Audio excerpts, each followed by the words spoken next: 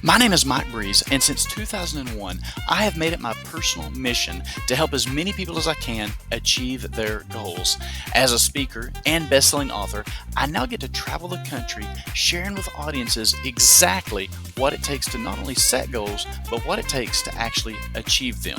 But let's be real, no one person has all the answers, and that is exactly why I created this channel. In each episode, I sit down with experts from every field, people who've mastered their craft, to bring you the tips, tricks, and success hacks that actually work. All of it in 15 minutes or less. Welcome to the 15-Minute Edge.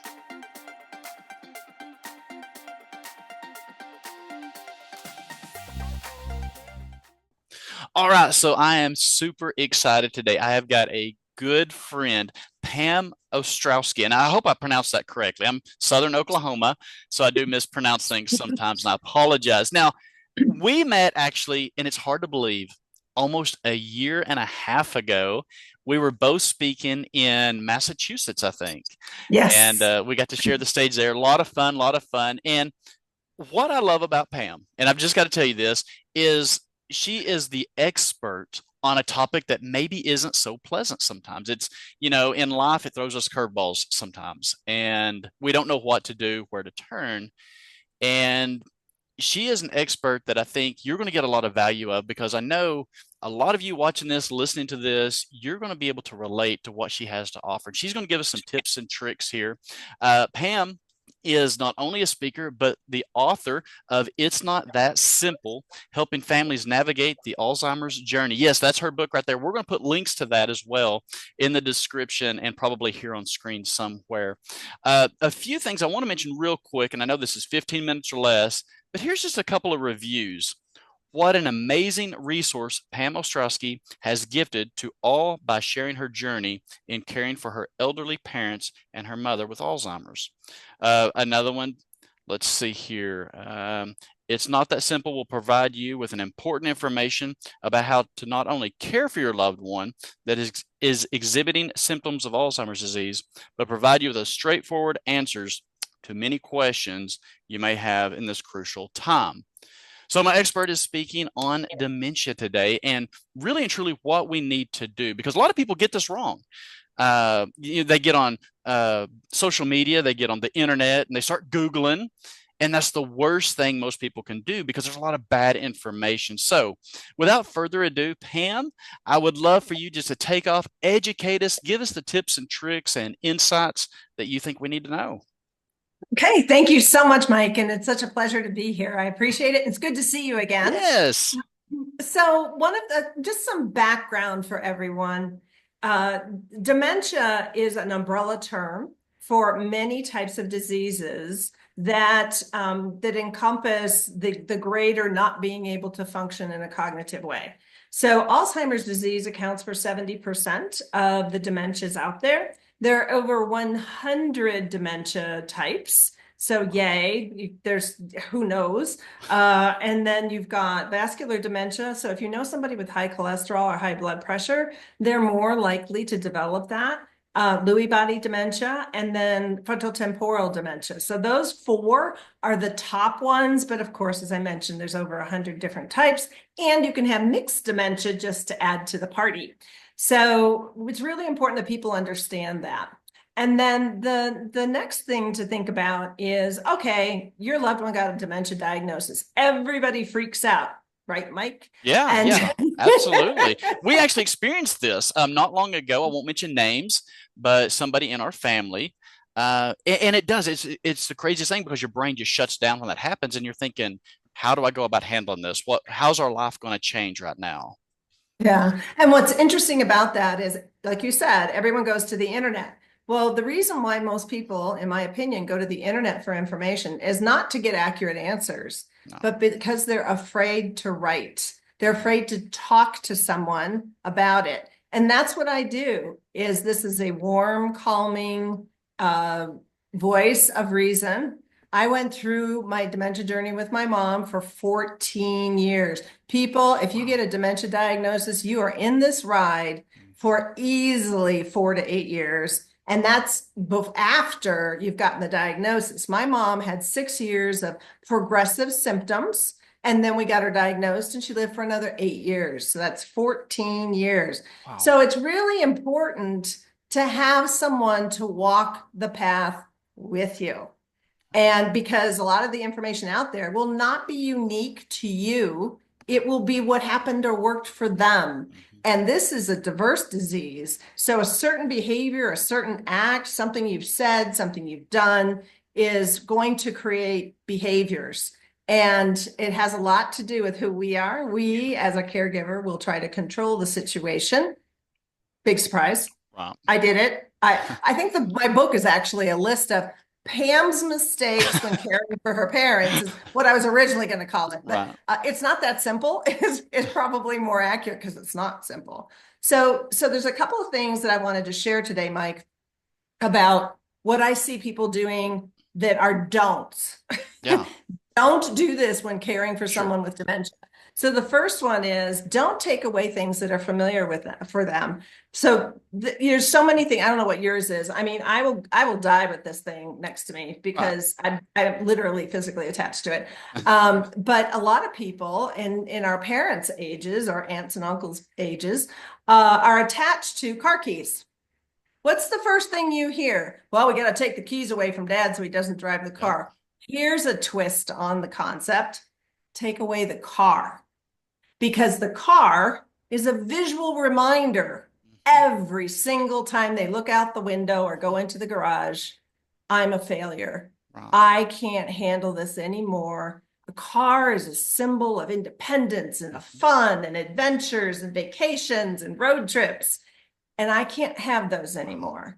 Get rid of the memory stimulant, which is Right. the car.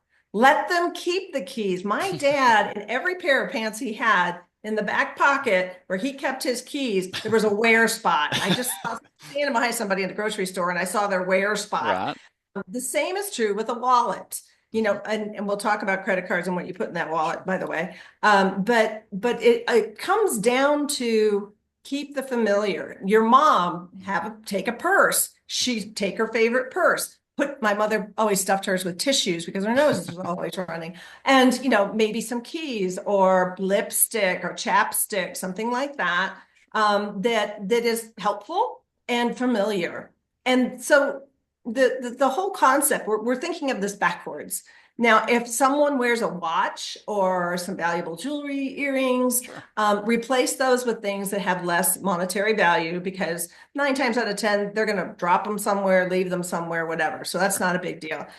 We did lose $1,000 worth of dentures once because they were bothering my mom's teeth. So she took them out and set them in the napkin. The caregiver didn't see them because mom covered them up with the napkin, and then the caregiver just cleaned up after her and threw away Oh the pictures. no. So yeah, so you so talk about valuables, right? So same thing with glasses. So making sure that you're replacing things of value with lookalikes that are less expensive. And we're lucky today we have a lot of less Sure. expensive options there. The next thing is I was talking about the wallet and the Mhm. purse. We are I mean, I want to say the elderly, like people 65 and over, but that's not fair. Honestly, everybody's getting scammed more frequently now Right. because we've AI and we've got all sorts of really creative people out there Mhm. and technology. So rather than giving them a credit card that's live, Mhm. either put a limit on it of $100 so no one can really do anything with it, or basically close the account but let them keep the card. That's the type of thing that we mess up on. We take away things Right. from them at a time when they're scared and they feel like you don't trust them, and you start treating them like a 2-year-old. Right. No parenting the parents.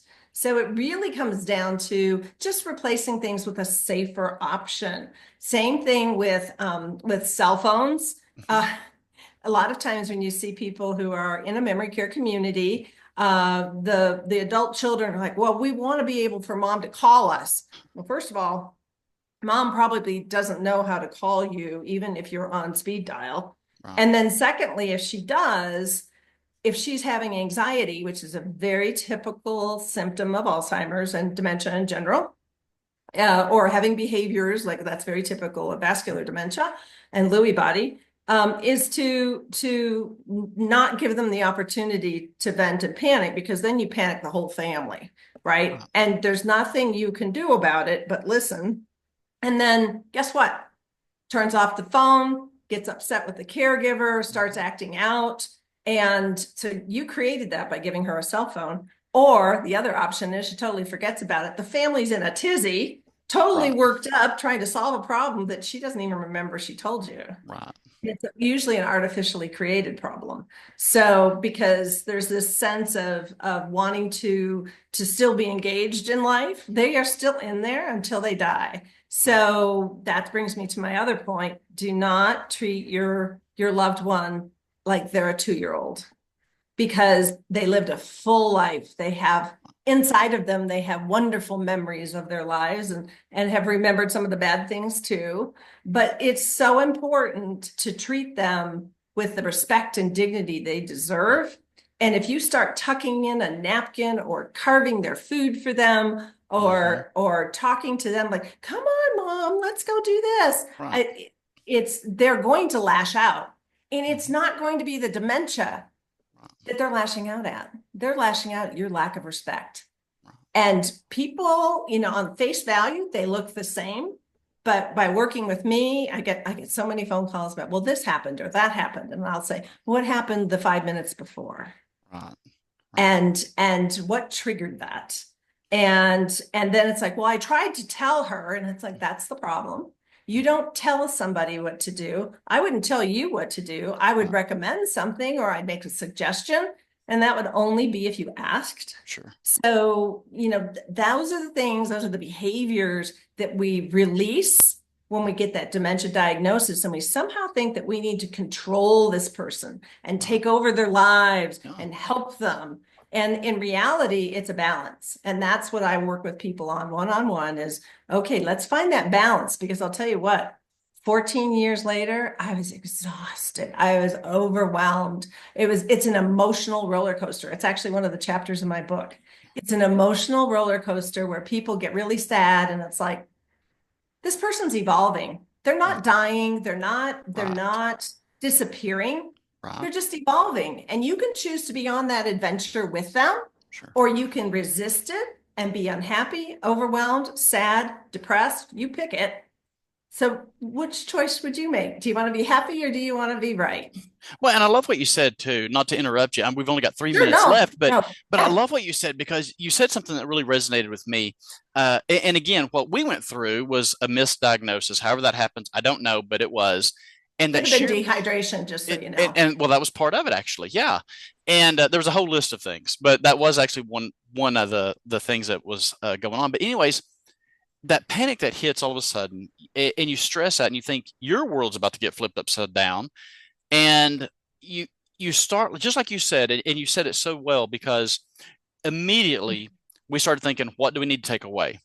And that's Yeah. exactly what we started doing. We didn't know what to do, so we started taking certain things away before they actually came home. And you work with people one on one, kind of take them by the hand, walk them through the entire process, and really through your 14 years plus experience personally, you can tell people and share with people what to expect, or maybe I know we learn from mistakes. We don't always have to learn from our own, so maybe we can learn from That's mistakes that you right. made, right? Because we've all made them. And Sure. but I love that how you said, don't take the keys away, because that is, and we don't think about that, especially that generation, how important that is to them. Take away the car, don't take Right. away the purse, just put things that aren't as valuable. I have never heard of somebody losing their teeth. That is a first one. uh, but I could Yay, see where, mom. yeah, yeah. I mean, that's a first. But I could see why that is important. Real quick, we got about a minute and a half left. Is Sure. there any other tips, tricks that you want, and how can we best? I'm going to put it all in the description. But how can Sure. people get a hold of you? Because I know there's a lot of people out there that need your services. Yes, yes. And I offer a free 30-minute consult with Okay. anybody. So if you have one or two questions, reach out to me at Pam at itsnotthatsimple.com. Okay. So and then you can go to my website there's tons of tips and tricks and videos and everything under my company name, and the website name is Alzheimer's family consulting. So that's an important one to do. And then if you just want to watch and learn, go to my YouTube channel. That's Dementia Care Support. And the at sign would be at Dementia Care Support Coach. It's a lot of words. It is. Yeah, but so those are the places where you can find the best resources, because you doing this on your own is unnecessary. It's unhealthy. And it gives us all a chance to provide a better journey for your loved one and for you. Awesome. 20 seconds left. I've got one question I want to ask you real quick, and I'm trying to Okay. beat the clock here. If somebody, because this is important in corporate America, would you be willing to speak at a conference or an event if it all lined out right?